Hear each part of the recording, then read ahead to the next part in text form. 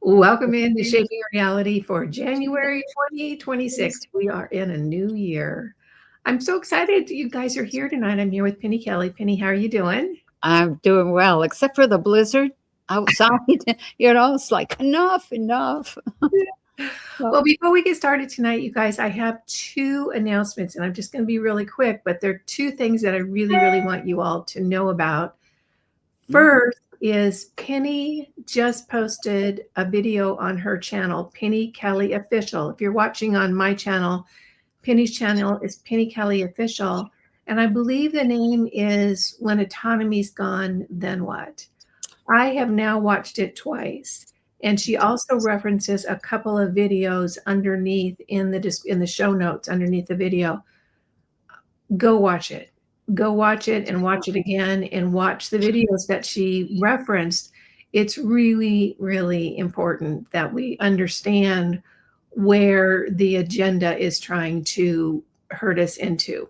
So that's one. So Penny Kelly Official, the last video posted, and it's kind of like on the bio, the transhuman agenda. The next thing I want to tell you is starting this month on my channel, if you're watching on Journey to the New Earth, I am doing an ongoing series with Max Lowen, who is a satanic ritual abuse survivor. And she has come out of that whole program, done her healing, become a therapist herself. She and I are going to be talking once a month on the last Sunday of every month at 10 a.m. Pacific time. It's going to be a great conversation. The name of the series is Raw Truth, because we're going to be sharing the raw truth of what this planet is really about and how it's really run. It's going to be really good. Max is an amazing woman. I think you're going to enjoy it. So make sure you note that last Sunday of every month at 10 a.m. Pacific time. So that's what I have today, Penny. Wow. I didn't expect that, but yeah, I have to agree. Max she's like, how did you survive all of that and come through as healthy and balanced as she is? Yeah, she works very, very hard at telling people the truth. And by golly, she's as courageous as they come. And I'm sure the conversations, we're going to go long. We're going to talk, deep, and it's going to be wonderful. So I hope you join us, everyone. Oh, yes. Yeah. Oh my gosh. Yeah. I talked with her and a couple people. She actually had an online sort of a conference thing, maybe a year ago, 2 years ago, this past December. And all of the people who had survived serious Satanist type stuff, there were probably 15 or 20 people, each gave a talk. I was like, oh my gosh, I could not imagine what they went through. And there were both men and women. Mm-hmm. We have, and that actually leads into some of what we're going to talk about today. And we have a world that is, I hear a lot of people saying this now, it's coming apart. And I think when I hear that, I just send this golden white light to the person that's freaking out, because it really has to come apart. The whole thing is rotten to the core. It's all fraud.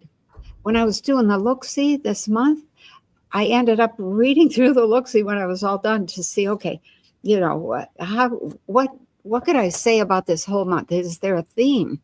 And that was the theme, fraud. It's everywhere.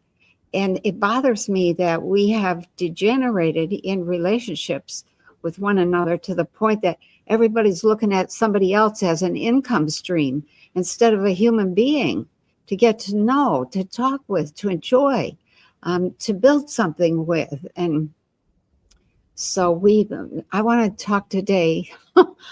Let me just say welcome to everybody. Sort of backing up here. I want to talk about pensions and 401ks and the assumption that there is this thing called retirement. So I'll kind of take a breath there and say, you want to comment on anything? Or should I just keep going or what? Well, I think that what would come up for me if I was just at a cocktail party or a party, I don't drink, but Yeah. when you said that to me, I would say, well, of course we're going to retire. We worked all our lives. What are you talking about? Not retire. Oh. Particularly if someone has a very physical job. Mm-hmm. What your capabilities when you're 30 are different than when you're 70. So those are things that would come up for me. But I agree with you. I think along with people watching, I am just stunned into silence at the fraud that's everywhere. And when you realize the deficit is probably not a deficit, it's a theft. That's right. That's right. And it's deliberate. All that money was stolen from us. We're nothing but wage slaves. We're just wage slaves. That's true. I remember hearing that years ago and thinking, what is that?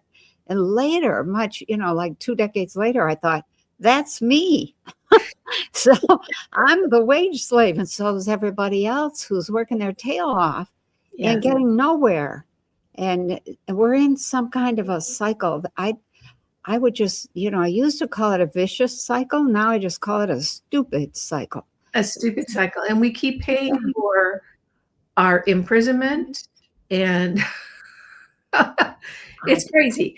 So in pensions, I'm sure it is a part of this whole thing. So what are you thinking about pensions? Why is that at the top of your...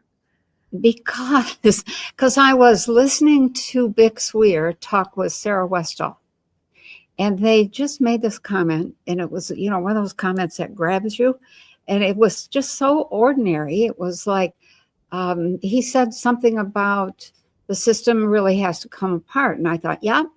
And Sarah goes, but wait, all of those people with pensions, we have to do something about that. And I thought, uh-oh, if anybody thinks that there's a solution to fixing that, I don't see one. I don't see one, and I have never seen one. In fact, that was one of the things with the robes that I saw when with them. That was so hard to watch. People crying, people distraught, some people doing, bad things to themselves, taking themselves out because their money was gone. So they took their life. It was just so discouraging to see that. And at the time I thought it couldn't be that bad. But when I look at the number, I actually did a little bit of research. There's about, I think 20% of Americans have any kind of pension. 20%, that's 80% that have nothing.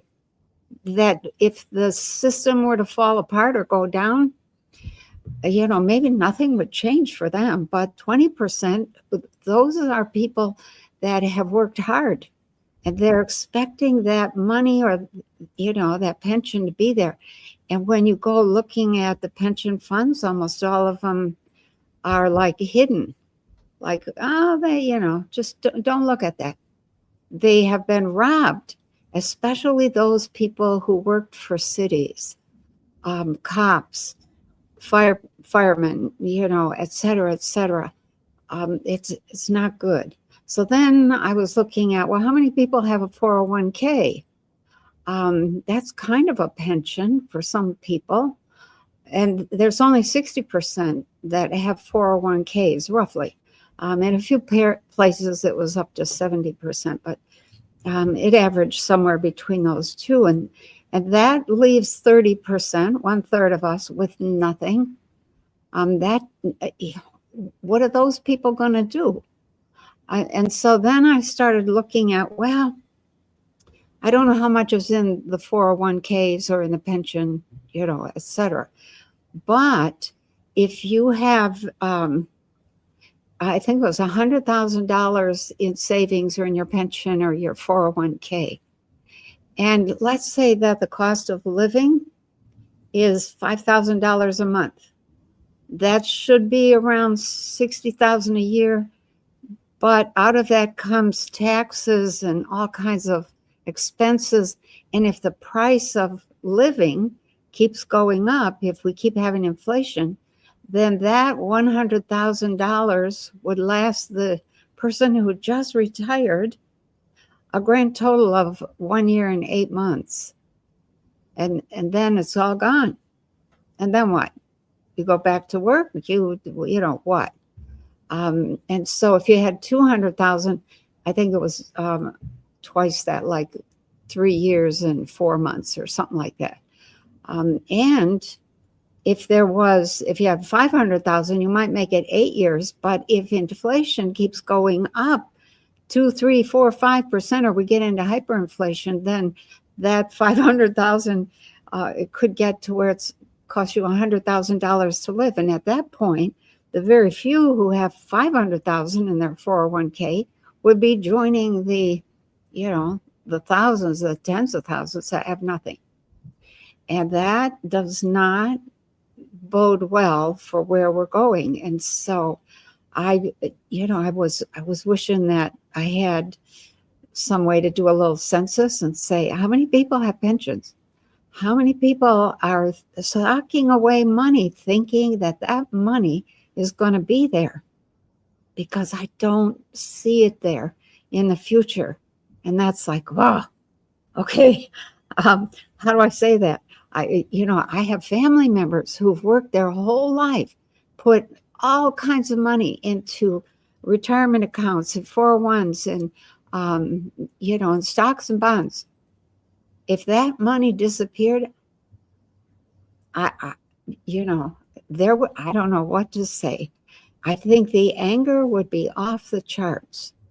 And when the bottom half of the country, the people that are really in poverty, when they get angry, nobody pays attention.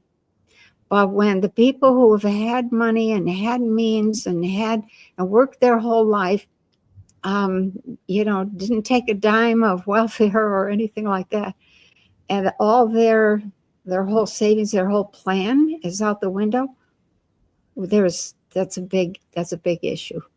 And so, okay, I want to jump in here because there's lots and lots of angles that need to be talked about okay. this.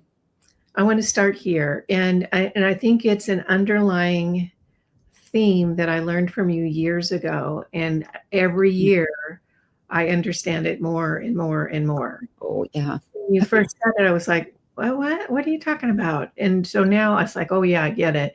And I'm sure next year I'm going to get it at an even deeper level. Okay. I had a conversation with a retired government worker. And I said, you might want to think about that retirement you're getting. It might not always be there. The response was, no, it's guaranteed. By who? And I said, exactly. I said, yeah, but what if it isn't? Oh, no, but it's guaranteed. Yeah, but what happens if there's no money? But it's guaranteed. Oh, wow. So my point I'm making is this pervasive immaturity or lack of maturity that's pervasive throughout our culture, that people do not, they're incapable of looking at reality. Oh, it's guaranteed. Oh, you were promised that. Oh, okay. Do they not realize that we're the ones guaranteeing it? Well, that's my point. Well, it's that, and I think you were nicer about it. You called it arrested development. I call it just immaturity. I think it's probably the same one. It's just a little bit more polite. Yes. Well, how do we, and even still, there are people that would hear that, Penny, and say, oh, no, my company, it's good. I'll be fine. It's guaranteed. They're still going to say that. And it's that someone else is going to take care of me. Or I believed that I believed the story. And if you realize that a pension fund is nothing but a slush fund for a whole bunch of people to get a whole lot of cash up front and do whatever the flip they want with it. That's right. Oh my gosh, I couldn't have said it better. So I think we're at a point in time where we really have to realize that there are no guarantees. There is no insurance. That insurance comes from us. And what is that insurance based on? Common sense. You don't build a new house on the edge of the Pacific Ocean 5 feet from the cliff. You don't build a house in a floodplain in Texas that floods every 10 years or, even every 5 years nowadays, because there's no insurance that's going to make up for the amount of disruption and destruction that occurs of yourself, your life, your routines, your pictures, your furniture, your everything you hold dear, everything you've worked for. Insurance money isn't worth that. And the whole thing has to be looked at. Our whole system has to be looked at. And I think, I've looked back at, okay, where do we get this idea of like retirement? Where was it written that we could say, okay, I'm not going to work anymore? Life is work. You have to work to stay here. You have to contribute to stay here. And at what point does that whatever that voice is inside of you begin to say, I don't know if this is going to go the way I think it is. Where's it written that I can stop producing? And if you're not watching the demographics and the fact that nobody is having babies anymore, I mean, there's onesie twosies here and there, but not very many. And the demographics are just collapsing everywhere. And it doesn't matter whether we're talking about the US or China or Russia or anywhere else. The demographics are that people are not having babies. And they're not having babies like they're having, I think, what is it, 2.1 or 2.4, 2.3 children, something like that, you have to have in order to replace the population. The woman has to have one to replace herself and one to replace her husband. And if the population is going to grow, she's got to have a third one. But people are barely having one. And a lot of people today are not having any. Young people are saying, no, I don't want children. I don't want that responsibility. I couldn't afford to feed them. I couldn't afford to educate them. Well, I don't want to. What's that? Don't you think that's all part of the plan? Whose plan? The plan, the people, well, the factions that are battling with each other right now for control of Earth. Oh, you mean the people that want to see the population go down? Yes. What do you call them? The eugenists. The eugenicists. Well, that was part and parcel of the reason for the COVID vaccine. It has decimated fertility. Naomi Wolf did an entire book wrote an entire book on it. I know. It was so good. It was so discouraging. It was like, well, we're screwed. We're done. We should just enjoy this last bit. And now it's like, oh, anybody who's planning to enjoy the last bit of life on their pension, they are in trouble. Okay, so I want to go back to your point of who came up with that idea. Oh, of retirement? And my guess is that it was, what are we going to call them, the globalists? Because if you say to someone, if you work 25, 30 years, then you can relax and everything will be paid for and you'll have this retirement account.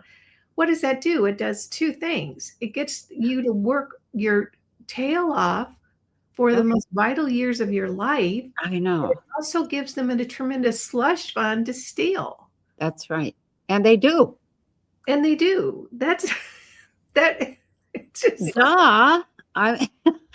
If somebody handed you $500 billion and you were, and they didn't come back, or they said, just watch over this, what would you do with it? If you didn't have any ethics, you'd be dipping in. If your ethics were weak, you'd say, oh, I'm going to repay it. And you'd be dipping in. And, the person who was not dipping in would probably freak out. Where am I going to put this so nobody takes it? because somebody else would be dipping in. And here we are, it's like, oh my gosh. I don't know if the whole idea, I'm thinking about my grandmother, on my mother's side. She lived to be 101. And her father was 101 before her, and I don't know how far back they went, but they were farmers who were very self-sufficient, and they lived the old way. Even though they were here in America, they lived the old way.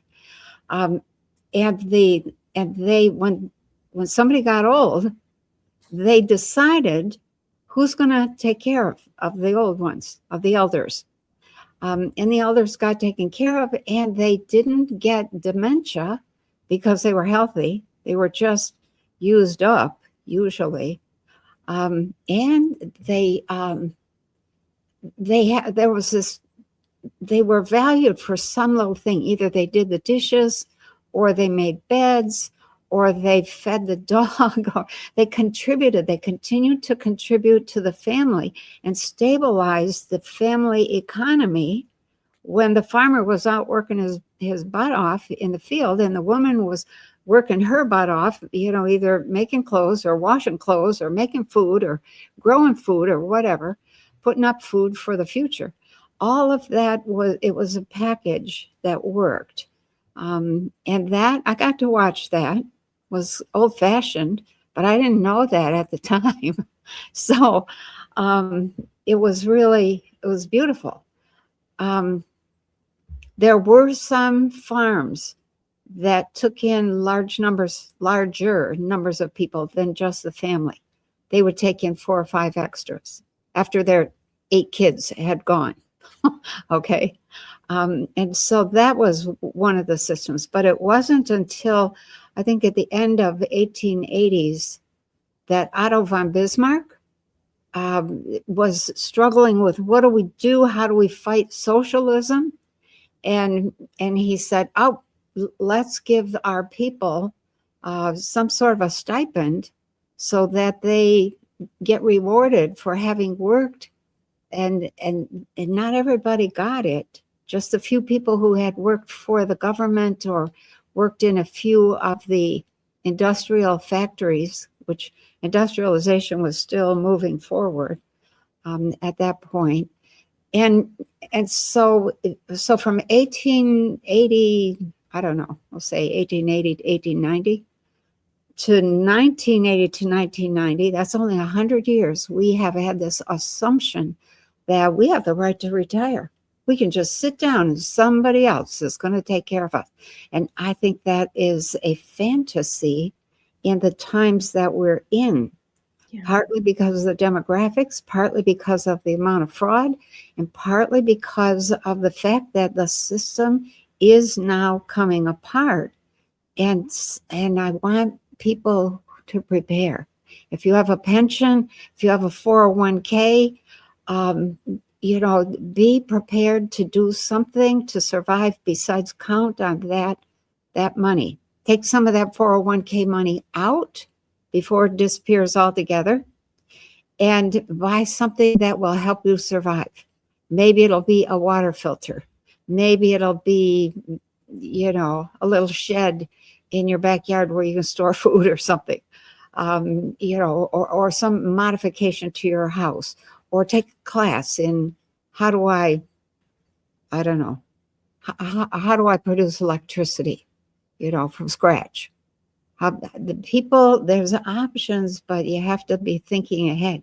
And we're in the last year or 2, year and a half maybe, of this, what would I call it? This United States. And that operates in this way. And it can't continue because it is too corrupt. And they're trying to change it over in a smooth way. But I see some bumps in the road. Big. Well, who's trying to change it over for whose benefit? I don't know. Well, that's the other thing. There's questions there. If we have a smooth, what do you call that? A smooth landing, and a smooth transition, what are we really transitioning to? See, that's just it. Smooth landing into whose lap? Well, yeah, There's no exactly. one. There's no one battling for the control of Earth right now that I want to live under. I know. Have planned for us. So I have a few comments to make. The first is a little story. Okay.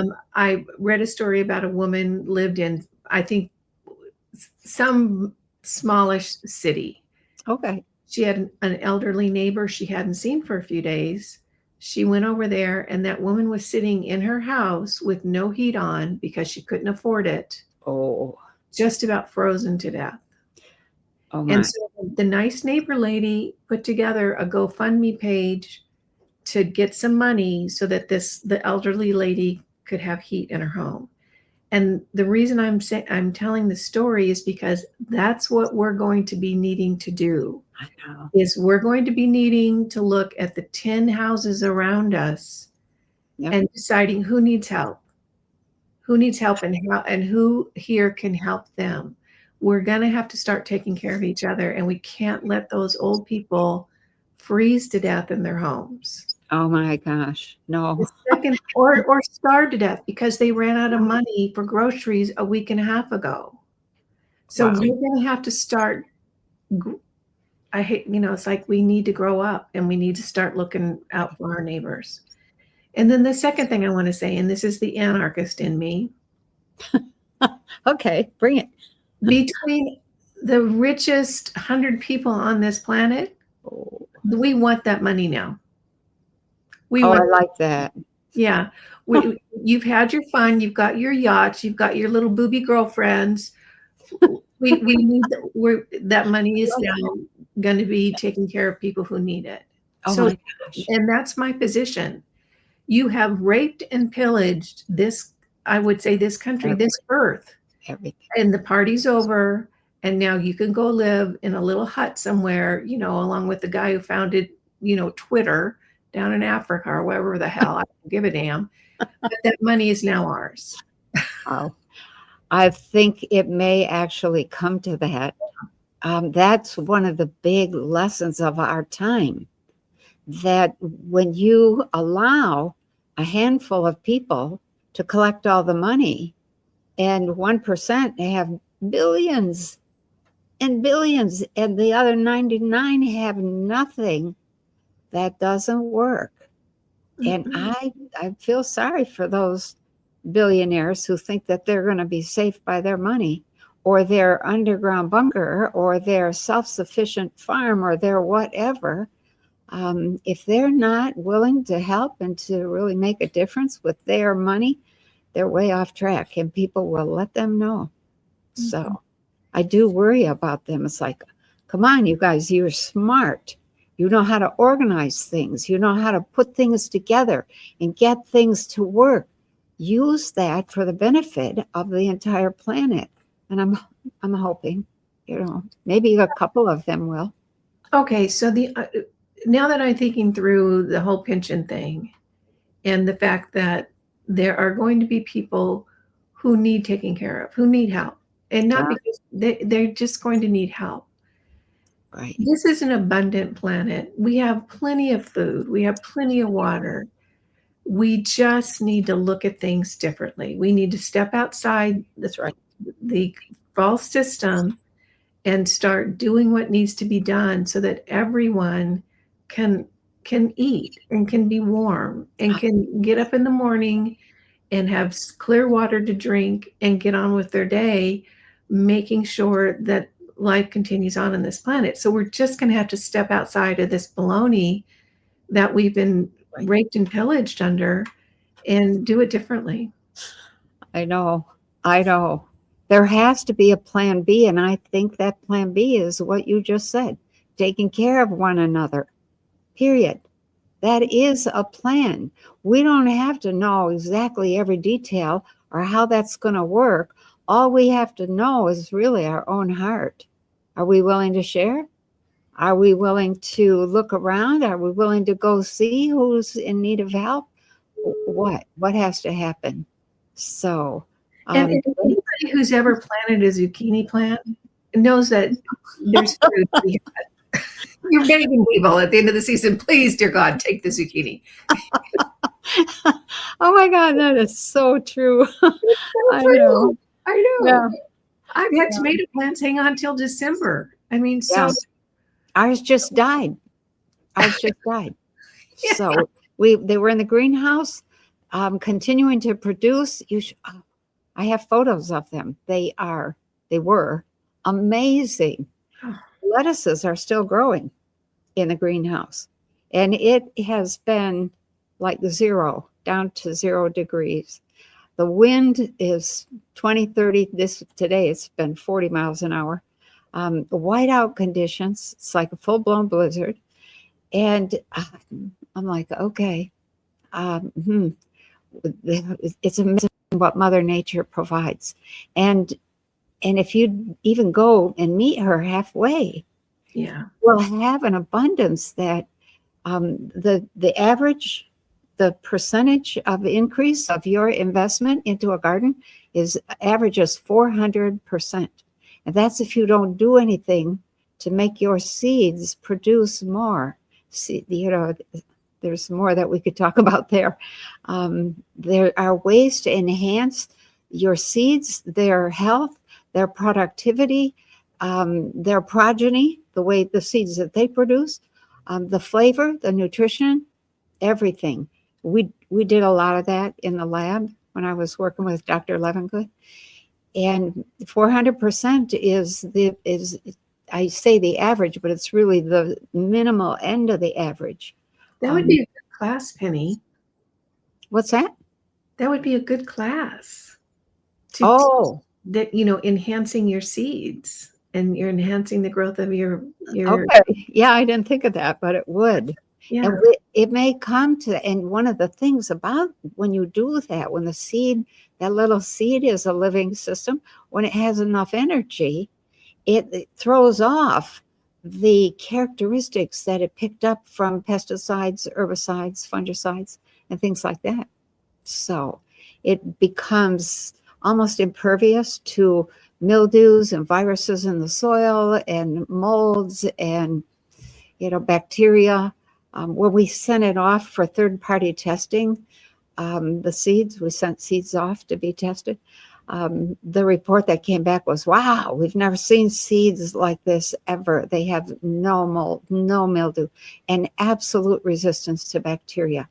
And they all germinated, all of them.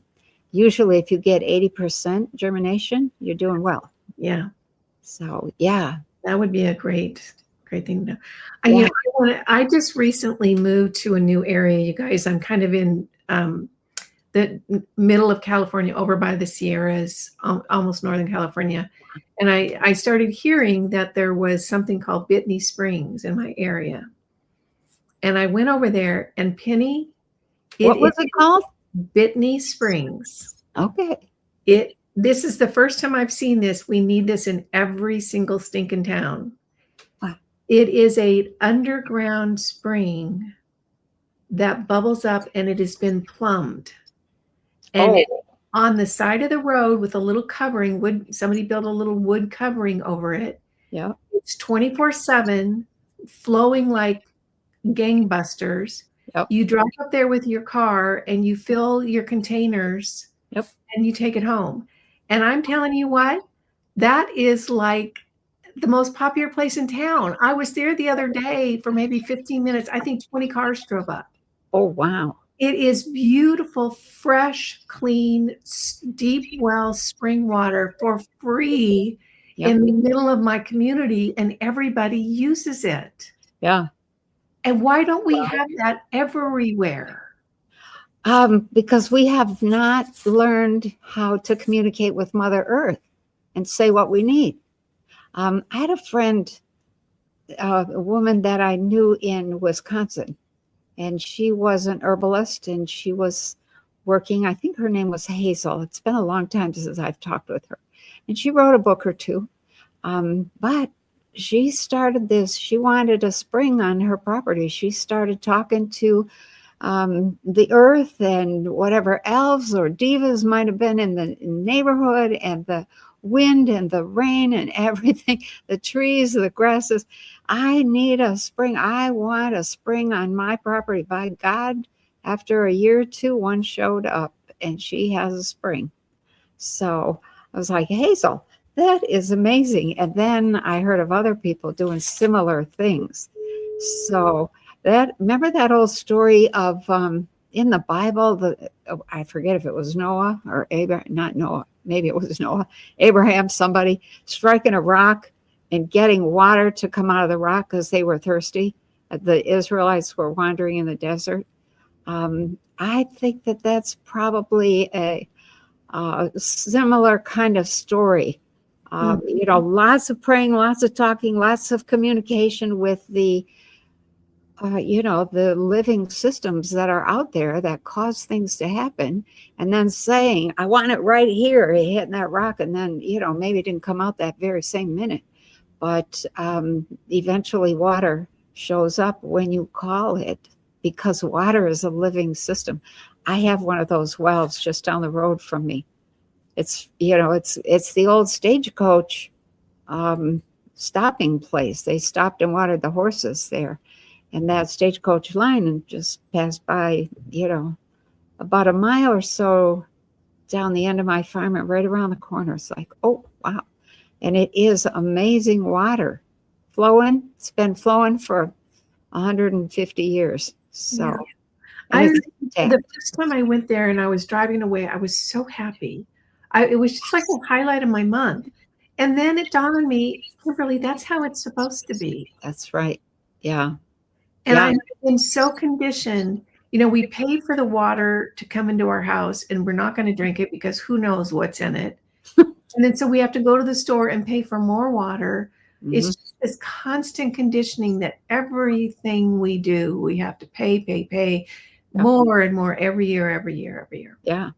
So I want to kind of segue, Penny, the issue on the pensions.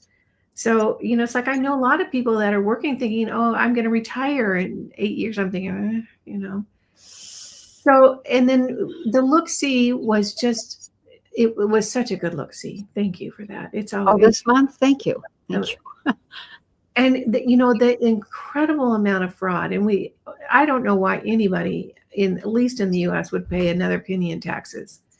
You're just funding thievery. You're an accomplice at this point.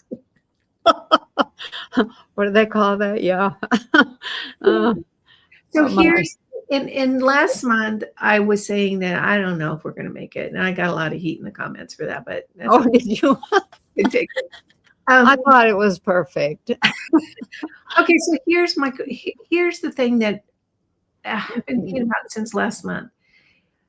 This is not working. We are being squeezed dry, and people are fed up. And I think people are catching on. There's even still some people that are just now waking up, but most people are kind of figuring out something's really wrong here. Yeah.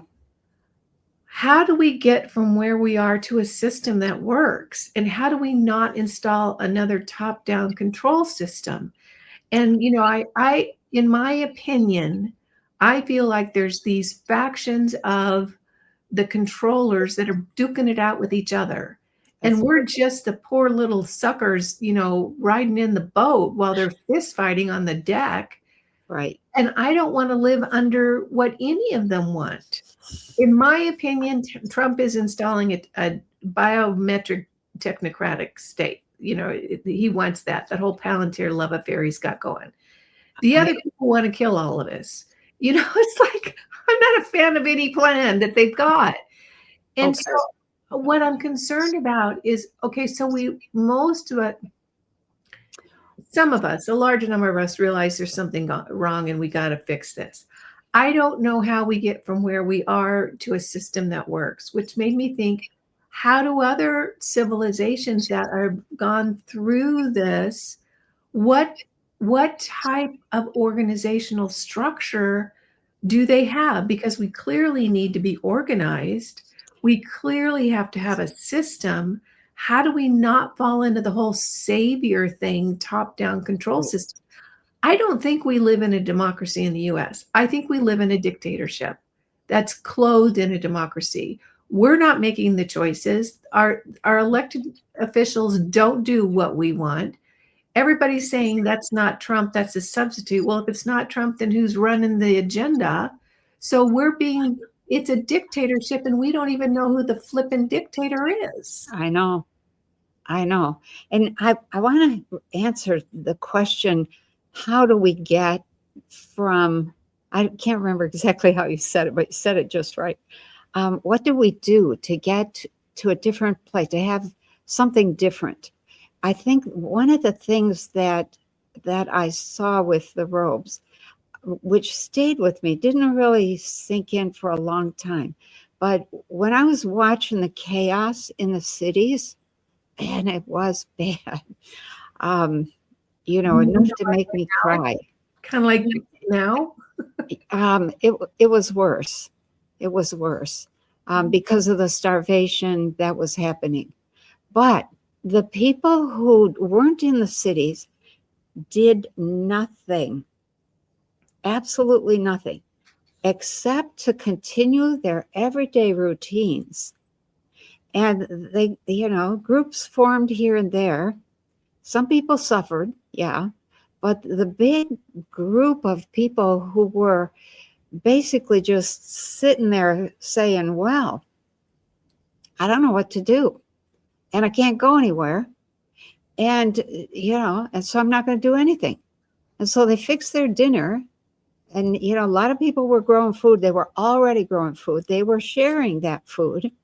A lot of people lost weight, a lot of weight, because they weren't going to the store. People who went to the store often got hurt by people who were laying in wait for them when they came out of the stores. And I didn't like that. It scared me, even from a distance watching it. It's like, oh.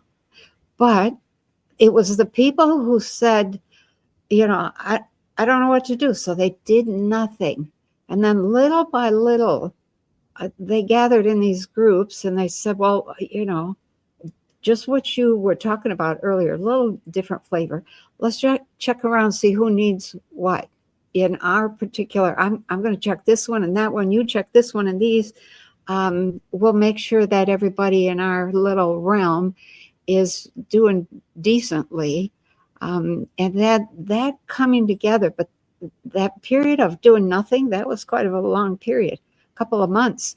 And it was summertime when I was watching. So people in the South were suffering badly because there wasn't any electricity or air conditioning.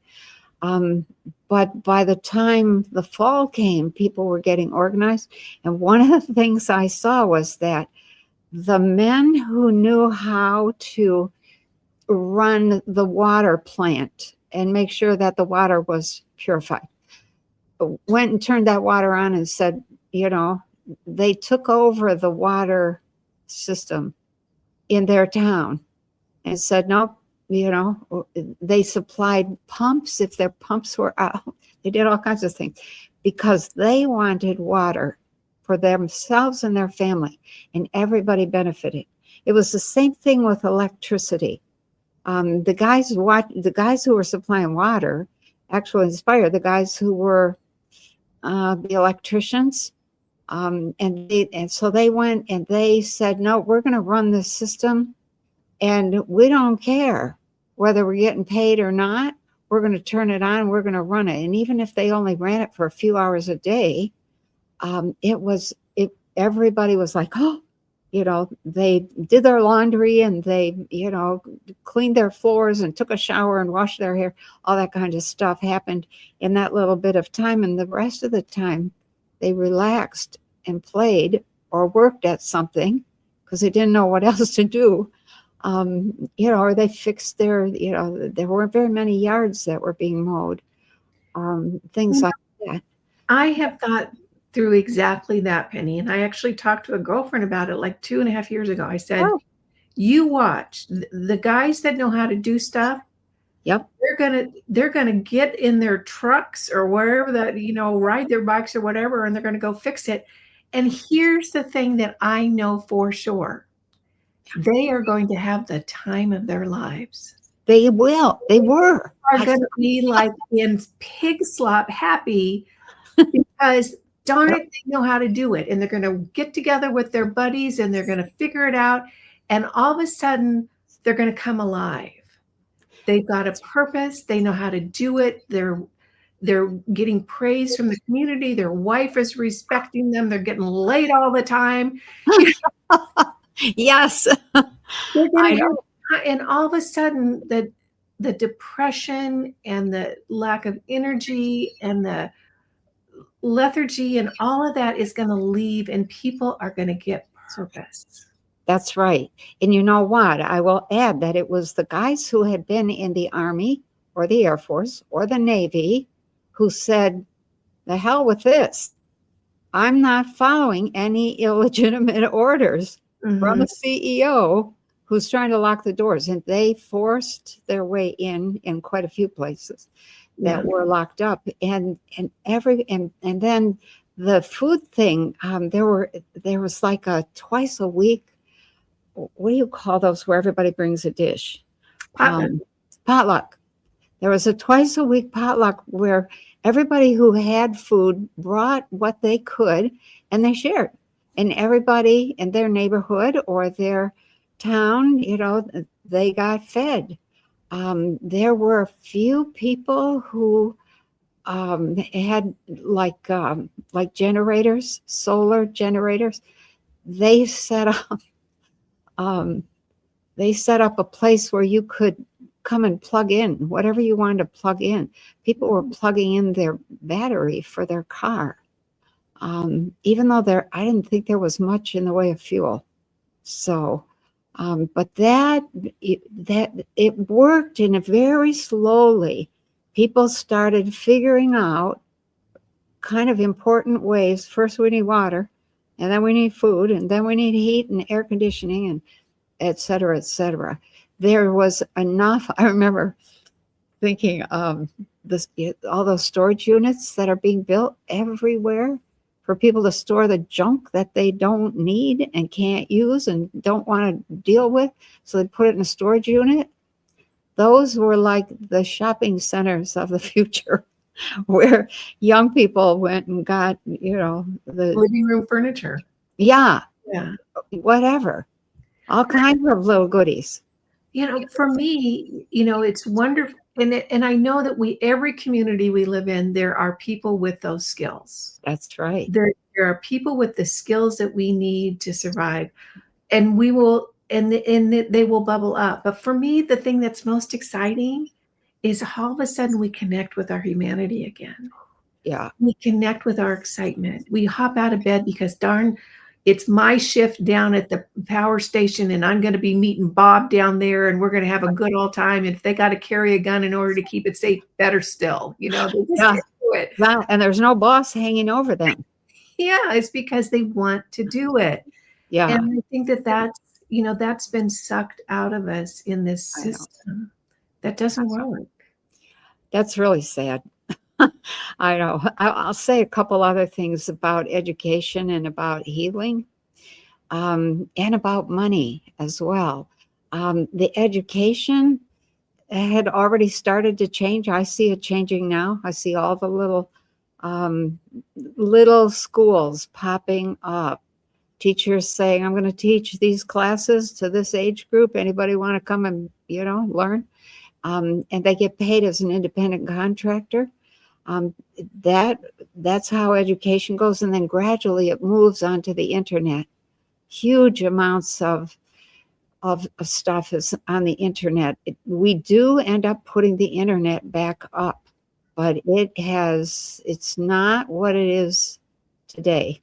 It's not where you go and sit all day and play video games and things like that. It is, I don't know how I would characterize it now that I think about it. It's a place where you go to get information or where you work, or where you get healed or where you get... It's not entertainment. It's not it's not social media. Yeah. It's like the it's industrial media. I'll call it that for lack of a better term. So that change I already see happening. There were a lot of people who needed some sort of medication. If they couldn't get it, they did die. But when there were a lot of people who were healers or healer wannabes, lots and lots of wannabes. And they were just like, come here, let me work on you. I'll help you. And they helped. And people made it through whatever they were dealing with, partly because they, their own, your personal placebo effect kind of came in. There's some things there that we should have a conversation about, the personal placebo effect and mirror neurons in the brain and the healing and, all that. But that helps a huge number of people recover from things that they never thought they could recover from. So that, and that eventually also moves onto the internet. And then very, very slowly, religion dies away. People gather together and just, for a long time, they cry together. They just cry about what happened.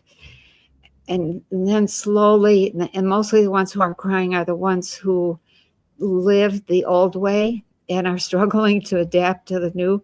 The young people are like, woohoo! I'm not crying. I'm not going to be crying one bit. No, I'm not going to be crying either. But there's a lot of people who cry for the old days. I'm like, okay.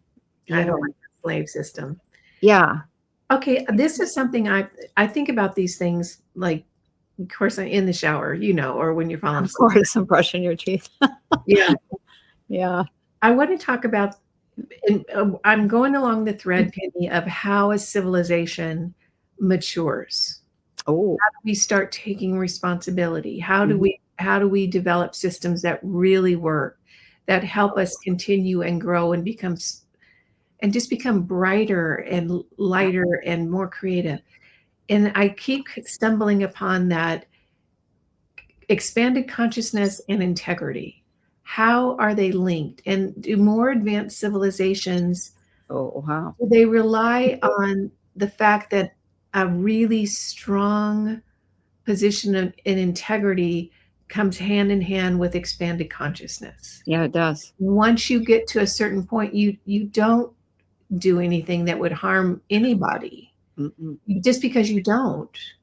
Yeah. And that's what we don't have now. We almost have a culture that if you can, you will. I know. And then you lie about it. So, yeah. We do. When you have integrity, means being honest about who you are, first to yourself and then with others.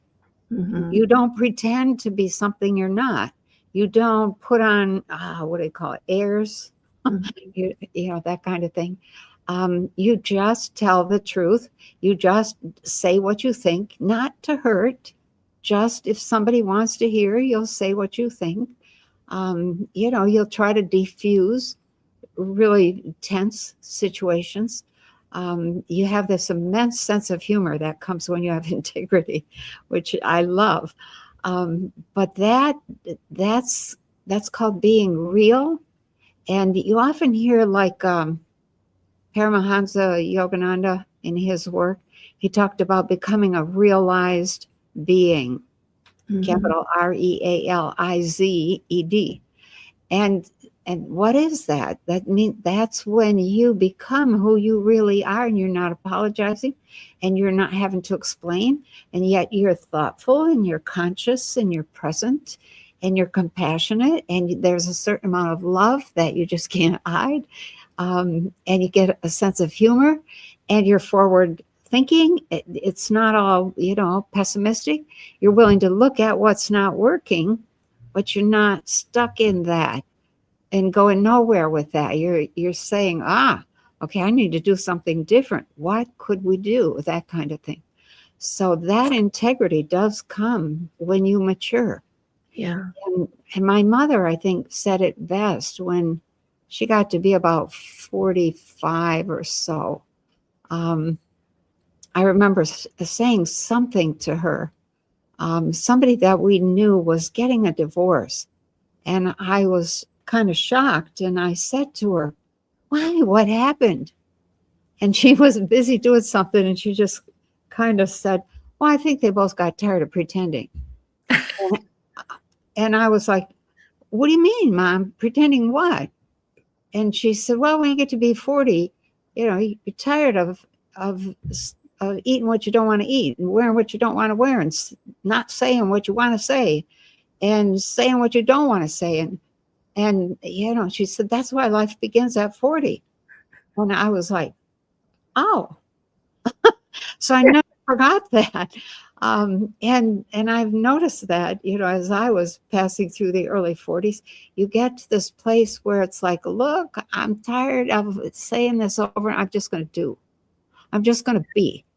I'm just going to act on what I think is right. Yeah, if you complain, I'll deal with it. But I can't be waiting. I can't be hiding. I can't be lying. I can't be, whatever. I can't be what you expect me to be just because you're comfortable and I'm not. And so I saw a lot of that in my friends.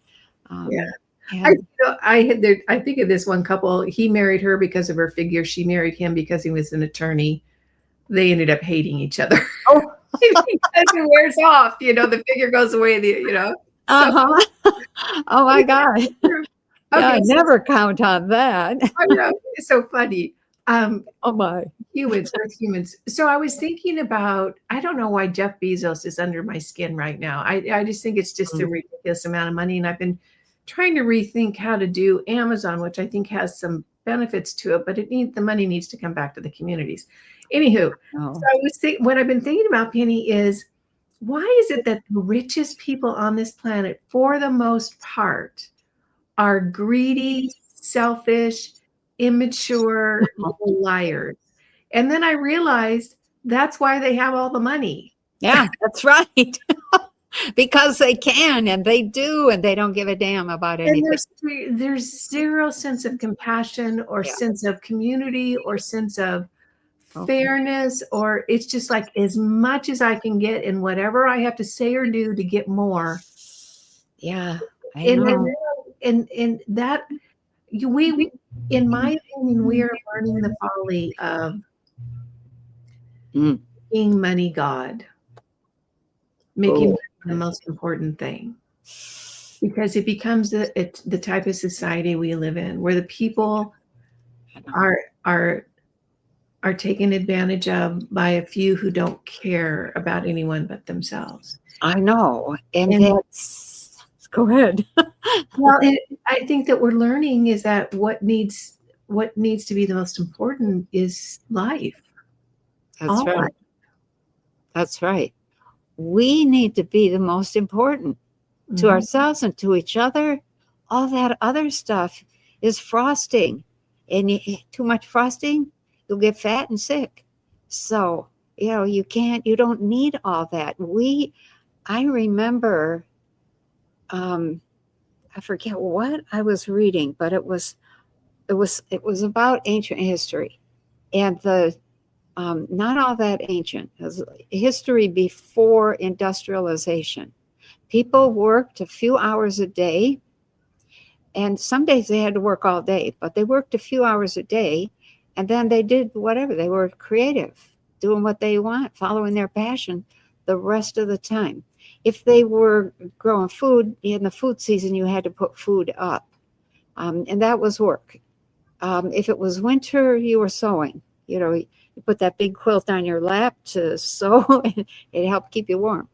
That kind of thing. There were people who tinkered with all sorts of things, houses, better indoor sources of water, plumbing.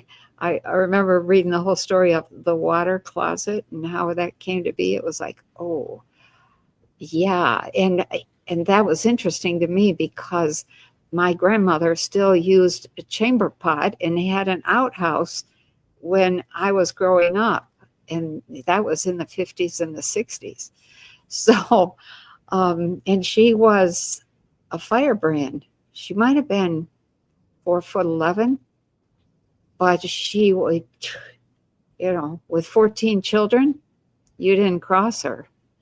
And she was up 5 o'clock in the morning every morning. Her kitchen stove, you had to start a fire in it. And so that was forever going. And it was a different way of living. And I got to be part of that and see all of that. But she was 85 when she broke her hip the first time. She was 95 when she broke it the second time. And both times she healed and kept on walking. So it's, there's nowadays, if you break your hip and you're 75, you're likely to die because it completely overwhelms the immune system. Yeah. So we have this opportunity to really become very healthy at all levels, physically, mentally, emotionally, and spiritually. If we can mature, like you've brought up a couple of times, we just need to grow up. What is it we really need? We need each other. In order to have a civilization, we need each other. Mm-hmm. Food, shelter, clothing, medicine, transportation, communication, and transportation. Those are pretty basic. But there's a million opportunities in different ways that we can go about getting those things. And the way we're doing it isn't working for a lot of people. Most people. Yeah. The civilizations that you are aware of, and maybe you have memories of spending time. I do. How is it structured? Like, how do the systems work? Who decides? I mean, I doubt it's a top-down thing like we've got going. Yeah. Let me use I had a life as an American Indian in the Northwest. And I had another one in the Canadian area, just over the Niagara River, just north of that river. And in both of those lives, and then there's a few others that I remember, especially the one in Polynesia, all three of those, the educational drive, if you will, the core thing that was taught to the children was, if we don't work together, we're all dead, period. And that, there were people who became the oracle, the history, the one who carried the history. There were always a whole bunch of women who knew healing. There were all sorts of people, men and women, and even children, who understood plants and animals and herbs and birds and everything. But the thing that underlined all that pinned that together, held it together, was that understanding that we work together, and yet you don't have to do one single thing that anyone tells you. You are responsible for yourself. And among the Indians, there was absolutely no punishment. There would be a chief, and there would be a circle of wise men and women, and they would meet, and the rest of the tribe could kind of hang around or sit around the outside of the circle and listen and maybe put comments in here and there. But the circle of elders would come to a conclusion. This is what we should probably be doing. This is what we need to be thinking about. This is where we need to go. This is what we need to have on hand. That was the focus, or the big pieces, the main focus for each of the groups. And yet nobody had to do anything that they were told to do. And so some of the people stepped right into leadership naturally, and they managed to get others to, their friends, to form a little circle and do some work with them. But it was up to each individual. So nobody had the kind of force or power that we have today, that the police have, that the Army or the National Guard or they had rules, and they had those rules were very treasured. And they did keep those alive. They were very aware of the what would I call it? Like the independent spirit and personal growth of each individual. That was a main thing, especially in the Polynesians, but it was also there in those people north of the Niagara River. And that celebration, that was a big thing. They organized games, and the games were very competitive, but in everyday life, they were very cooperative. Competition was seen as not good, and you were encouraged to go start your own community if you couldn't get along, with this one. But not very many people left, because if you didn't have a group, you probably would die, and people knew that. Yeah, it sounds like it was more based on cooperation than control. Absolutely, it Mhm. was. And one of the things that I thought was amazing in these in among the Indian groups, they would come together. Sometimes they'd fight, but they would come together, and they would have these, like today we would call it having a conference, actually. And they would share, a wise one would get up and talk, and they'd talk about some issue, then another one. And then somebody else would get up and talk and respond to those first two or three who spoke it. So that was like a form of education in which they shared their philosophies and evolved their relationship with one another, themselves in a deep way, and the relationship with Mother Nature, and the relationship with ETs, because many of them were well aware of ETs. They also knew where there were portals of energy that you could step into and go elsewhere, and so they took advantage of that. They used those and traveled the world. And we don't, talk to humans today about that, and they're like, "Oh, geez, I hope I don't step into one of those." And I'm like, "Oh, wow, I would love to step into one." Yeah, not have to go through TSA. That sounds great. It sounds like it's a fine, but and I guess it comes with the maturity of a community when you're walking that fine line between cooperation Yep, and a hive mind, or people not being able to express themselves. And that's a delicate balance. it is. It is. And now I forgot what I was going to say. A hive mind thing came in there. One of the things that I think is really critical is that everybody was encouraged to develop their interests, whatever they were. Everybody was encouraged to learn to speak to a particular animal, or to be able to mimic that animal and get that animal to come to them for whatever reason.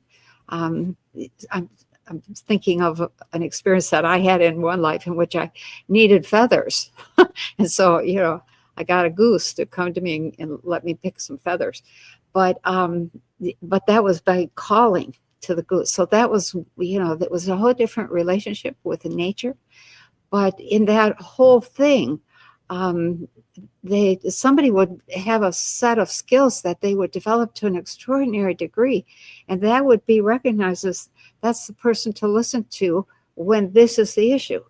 Somebody else would have the wisdom and the skill and the experience in a different area of life, and that was the leader in that area. And then this leader did this, or was aware of that, and so the leadership thing flowed and moved in a very natural way, and nobody wanted to be the leader forever. Yeah. Because it was work. There's a book called The Application of Impossible Things, and it was written by a gal by the name of Natalie, and I'm not remembering her last name. But she had a profound near-death experience. She was in Iraq. She got blown up with one of those little roadside bombs. Oh.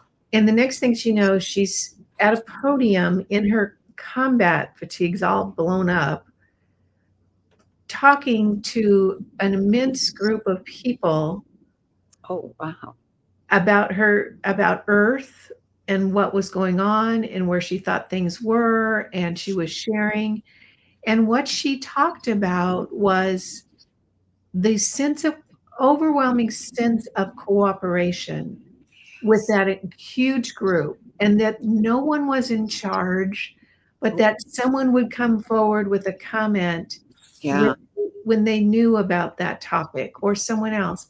Sounds like the same thing, that when you have the experience and the knowledge, you step forward to share, and then you step back when it moves to another topic and someone else steps forward.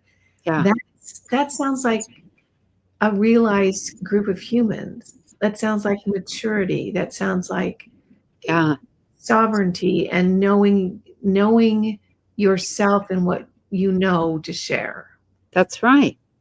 That's true. And even in I mean, the Polynesian experience was different in some very obvious ways, but that same core thing of there's no real leader forcing his way on anybody.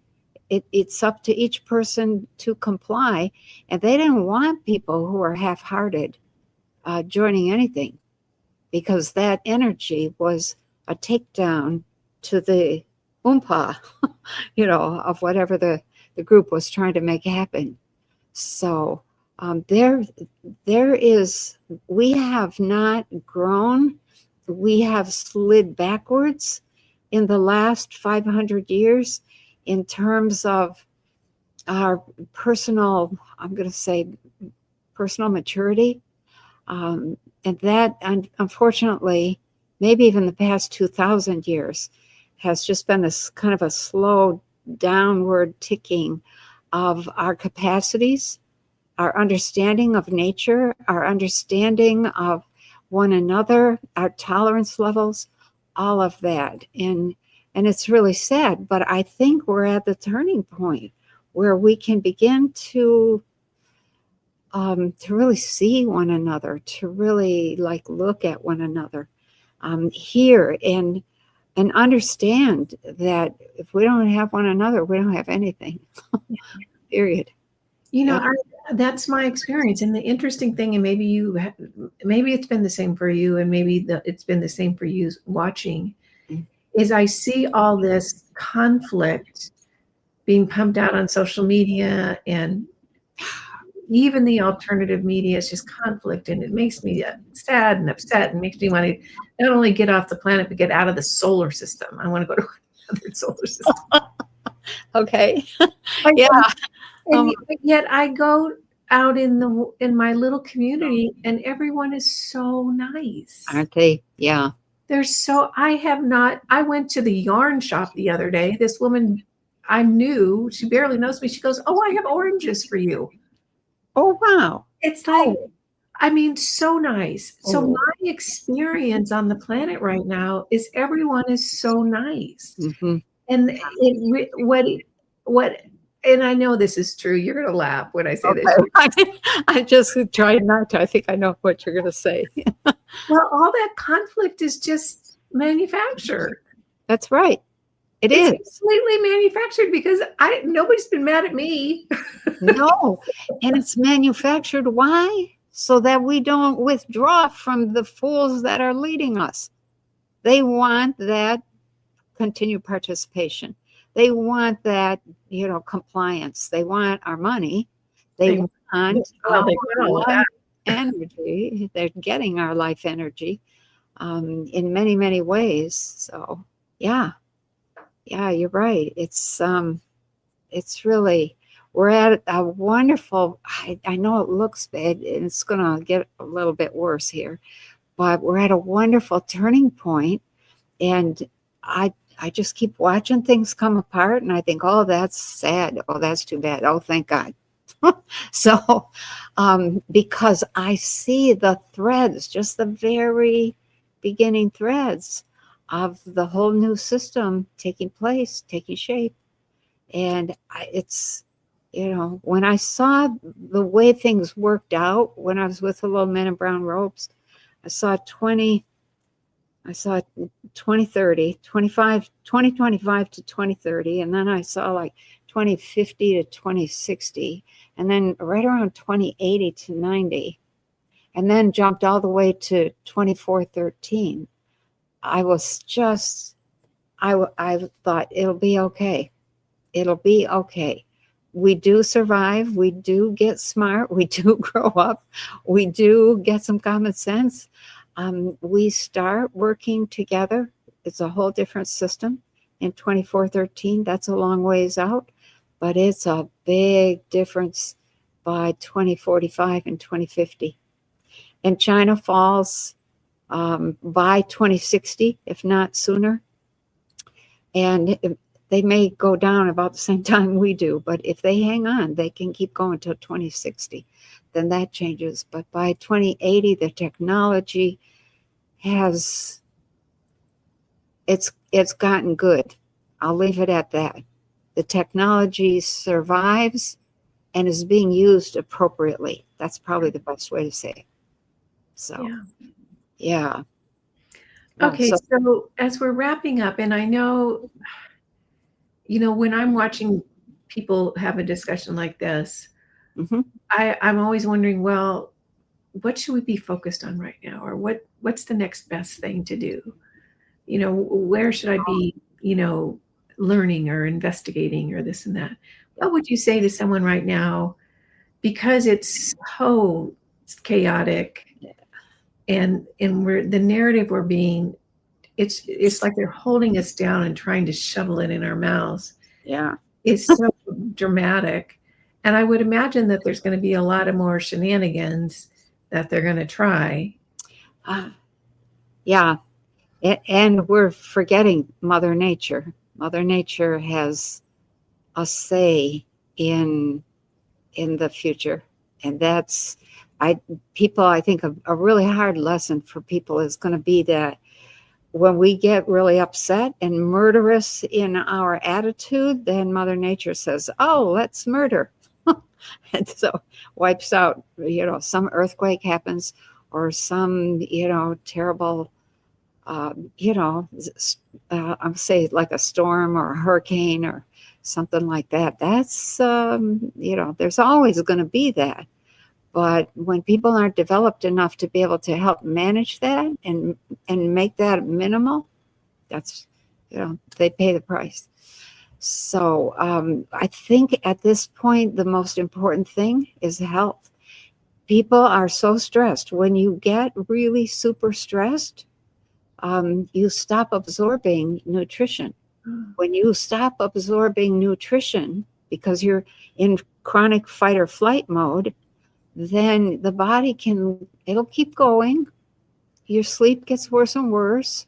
Your stress goes up further and further. But after about 2 years, you're going to go down, and you'll go down in a way that might not be recoverable. And 2 years from now, we are going to need every bit of health that we can muster. There's health is the thing to focus on. Health, exercise, getting used to being responsible for your food and your water and your house. So that's the main thing. And I would probably say it could be a good exercise regardless of where you live, whether you live in a community or, houses, or you live in an apartment complex. Right. Just go out and count 10 houses or 10 apartments around you. Yep. And decide those are mine. Those are the people for me. Yeah. And I think that decision to say, yeah, that's my little neighborhood community, right, you'll start meeting those people. The magical things will happen. Somebody will come out and you'll strike up a conversation. But I think that could come in handy. Oh, yeah. I would add a little practice to that. Once you have identified the 10 houses around you, when you go to bed a couple of nights a week, just imagine that you're sending this beautiful golden pinkish love into those 10 houses. And that's it. Just send that there. And then what you'll begin to see is exactly what you just said. It's magical. Yeah. Yeah, it is. You begin to meet people and it's like you always knew them. You knew them forever. and and you're of like minds. So yeah, it's a Yeah. good exercise. Wonderful. Well, good talk tonight, Penny. Thank you. Thank you so much for You're taking the welcome. time to do this and to share all your wisdom and knowledge. And Oh, I don't think of it in the way you think of it. I just think of it as, come on, guys, come on, let's play a different game. It could be so much better. And Mhm. it is going to be so much better. And it's because we're going to make it better. And that's just the way I see it, period. There's no two ways about it. Yeah. So, And we can rethink taxes. oh, I'm with you on that one. Oh my gosh. Rethink that. Yeah. Yeah. Okay. I think they're going to have a problem the next few years with taxes. I don't think they're going to have a problem because there's nothing going to be to solve. Okay. There won't be anybody there. Oh, that's over. Okay. I vote for that. Oh my. Thank you so much, everyone, for joining us. I hope your next month is wonderful. We'll be back in February. Yeah. Right after Valentine's Day. So happy early Valentine's Day. Yeah. And let me just say that if you're interested in health, I probably should have said this earlier. I have a Getting Well class coming up on the 30th, 31st, and 1st of January, and 1st of February. And so check that out if you want to learn how to be healthy. Um, just come and be part of the class. And I've got some other creative things I'm doing, but I need to put those out so that people can see it all in one place. So later, baby. Yeah. So, And if you're not a member of Penny's, I think is it mycoco.com? my Coco life, my My community of consciousness online life. Yeah, it auto-populates on my computer because I'm a member. It's Yeah. wonderful. It's a great community. There's so much good information there. If you're looking for a little gang, an online gang, it's a good place to go. Yeah. Like-minded people. Oh my gosh. Saturday. I think it was Saturday. I thought, well, let me go see what's happening in Coco. I think like 6 hours went by before I even looked up and thought, it's getting dark.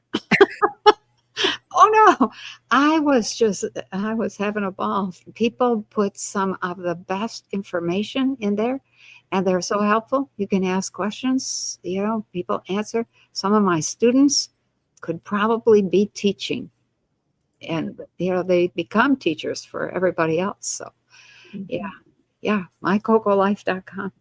Okay. So, All right. okay. All right. We'll see you next month. I don't know what that date is, but stay warm in the meantime. Yeah. Bye, everyone. Yeah. Okay. Bye-bye.